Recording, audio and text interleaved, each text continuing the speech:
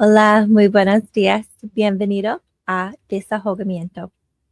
Hoy es el segundo parte de nuestra gente que tiene una sangre mezcla. Hoy es la realidad de personas en nuestra comunidad que tiene 8 partes de sangre de 8 países y el gente que está aquí en los Estados Unidos. So today, we're going to continue our series on mixed Latinx and Hispanic families. This is our Desahogamiento, a space to vent, para respirar, and to look at the hard truths facing our community here in Minnesota and across the country. Last time, we talked about the beauty of our blended identities. Today, we have to talk about the pressure points, the statistics of our unions, the shadow of enforcement, and the families caught in the middle. Let's start with the beautiful parts. Love in the numbers in Minnesota and nationwide. We often hear about the great melting pot in nuestro país. Pero por mucha gente es una realidad. According to the Pew Research Center and census data, about 11% of all married couples in the United States are interracial or interethnic. And what's the most common pairing? Una esposa de una país hispánico o Latinx y una esposa de los Estados Unidos que es blanca. This pairing para casarse for a Hispanic spouse and a white spouse makes up 42% of all interracial marriages en los Estados Unidos. Pienso que este es muy, muy guapo por nuestra gente, por nuestro país. It's so beautiful to hear that. So let's focus in on the Minnesota context. So here in Minnesota, our Hispanic and Latinx population is growing. Our population in Minnesota is now 6% identifying as either ethnically Hispanic or Latinx. While the majority of the community is from Mexico, which is about 62% of this 6% of our population here, we are seeing a massive rise in what they call mixed nativity marriages. So this is something that I found out as I was developing our episode of Desahogamiento today. So a mixed nativity marriage means una esposo se nació aquí en los Estados Unidos y esta persona es de el sangre de un otro país latino o hispánico. Por ejemplo, tengo una amiga que es de los Estados Unidos, se nació aquí, pero solamente es de los Estados Unidos. She was born here, so she's an American citizen, but her husband is from Peru. So she identifies as ethnically Peruvian, but she was born in this country. Her parents immigrated over here, and then she was the first generation born here, but then her husband is actually from Peru and she moved him over here. So this is becoming very popular, especially in the Midwest. We're seeing a lot of people who were born here and then they're marrying people from their family's motherland, as they say. So by 2050, it is projected that 1 in 5 newlyweds will have a spouse of a different race or ethnicity. So that's the beautiful part. But while love is crossing borders, the law is often reinforcing those borders. So let's get back to a topic I began to speak about last week in la semana pasado, Operation Metro Surge. This is the part that hits home. We've seen the headlines about Operation Metro Surge.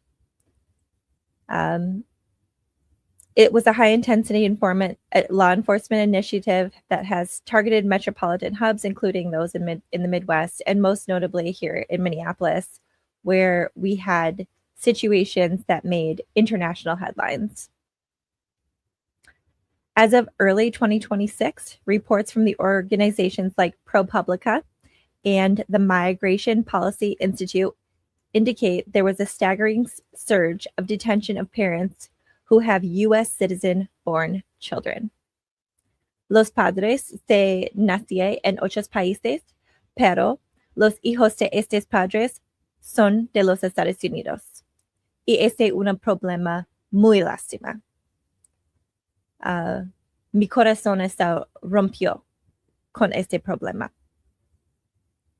In the first half of this year alone, authorities have arrested and detained parents of at least 11,000 U.S.-born citizen children. So we had at least 11,000 children born in this country, and their parents were snatched from their workplaces, from their homes, outside of schools, and taken into ICE detention, while their U.S.-born citizen children were left with questions. So we can call this the mixed status trap. Nationwide, there are over 5.3 million U.S. citizen children living with at least one undocumented parent.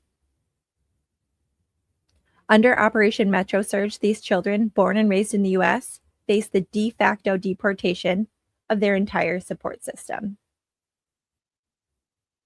The data shows that nearly 60% of mothers, just mothers, solamente madres, detained in these surges are being removed without the chance to return home to their children, which is a sharp increase from previous years.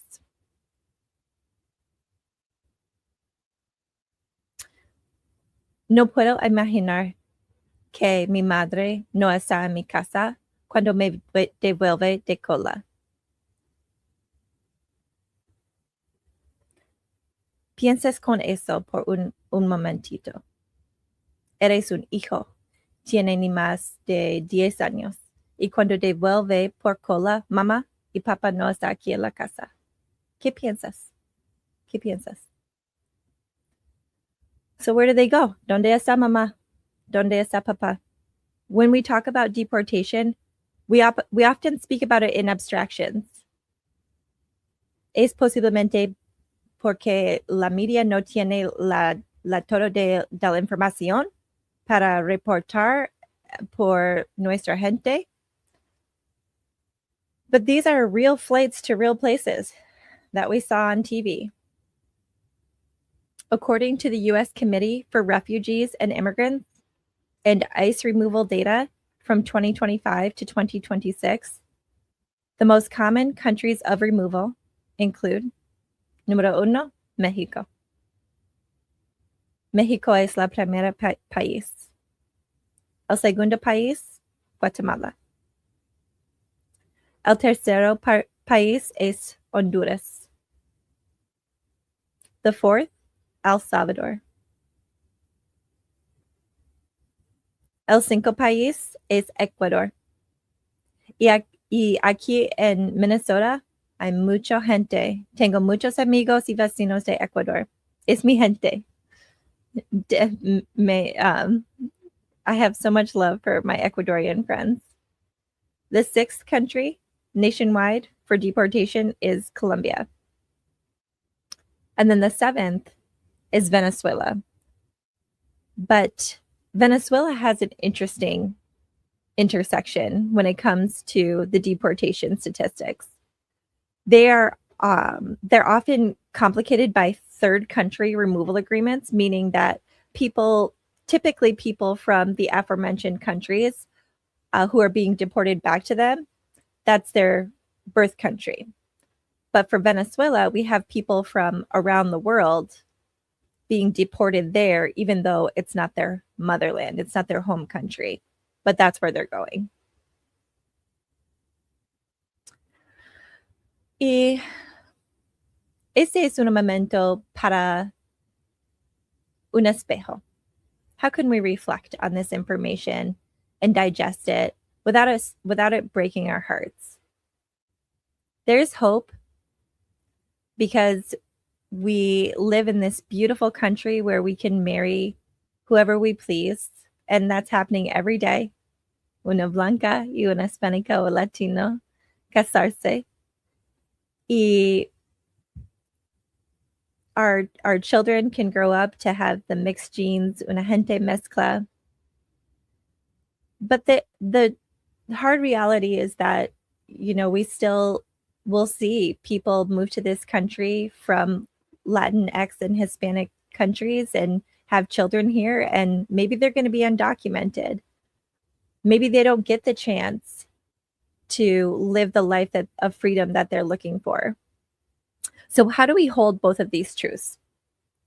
That we are marrying and building and integrating into the American fabric at record rates, while simultaneously being extracted from it by operations like Metro Surge. If you're listening and your family is mixed, whether by race or by legal status, know that your story isn't just a statistic.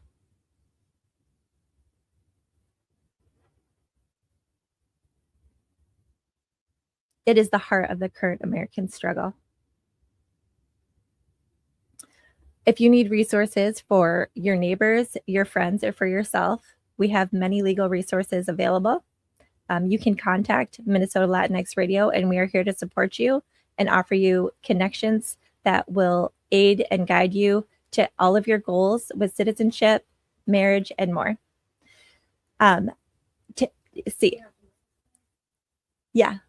So we have one sponsor in particular who I would love to mention. Give me just a moment here. I want to make sure that I get her information perfectly because she is a great supporter of Minnesota Latinx Radio.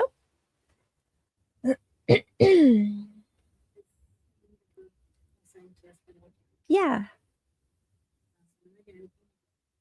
Yep. So,